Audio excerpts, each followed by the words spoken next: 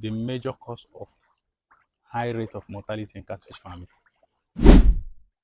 This is what we are going to be discussing in this video because I have received countless messages complaining about catfish dying in so many people's ponds. This has been a problem. I'm going to be telling you just one.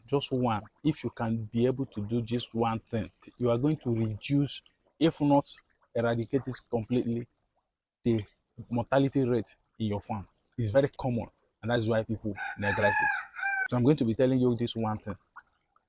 All I want from you is just to subscribe to this channel and turn on the notification bell so that whenever I drop any video, you can be able to see it. So what is the number one cause of high rate of mortality in catfish farming? You see, before you stock your fish, know the size of your pond. If there's anybody that you take advice from, not from people that breed, I mean people that hatch, that place you buy your fingerlings and juvenile, they can tell you to stock 1,000 here, that 1,000 can enter here.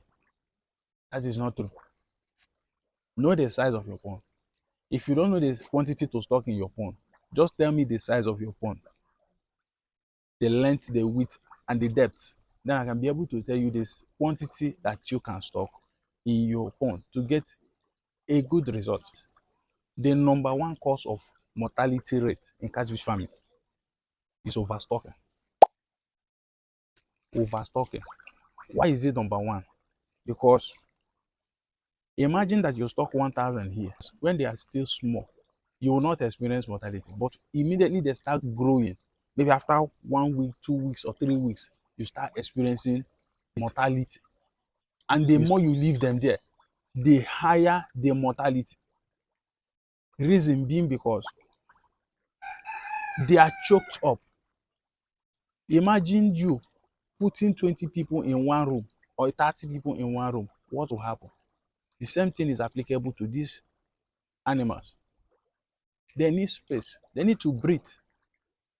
If you congest them in one place, they will be contracting diseases. There will not be enough oxygen in the water for them to breathe. So that is why they die. That is why you see some of them will be having swollen belly. And you say they have contracted disease, you start looking for medication to give them. I can tell you, you can rear your catfish without any medication. I don't give my fish many medication. You can do it. Let's do this one experiment.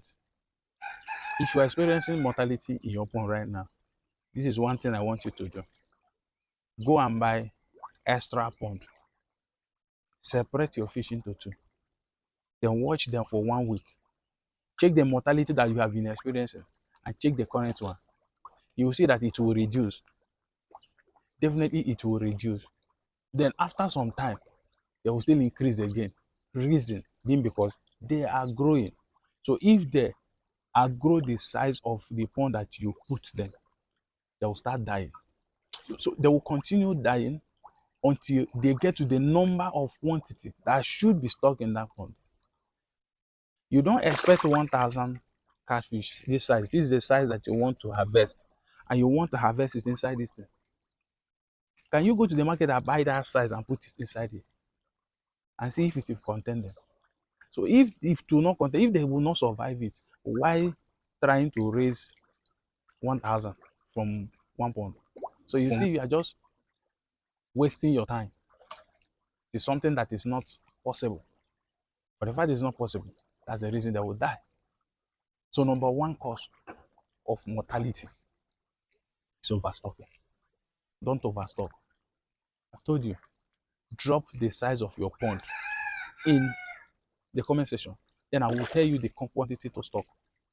So don't overstock your pond. You waste your money. It will be a waste of resources. If this video is helpful to you, give it a thumbs up and also subscribe to this channel. Share this video so that others will see it and learn. Let's feed our fish. Thank you for watching.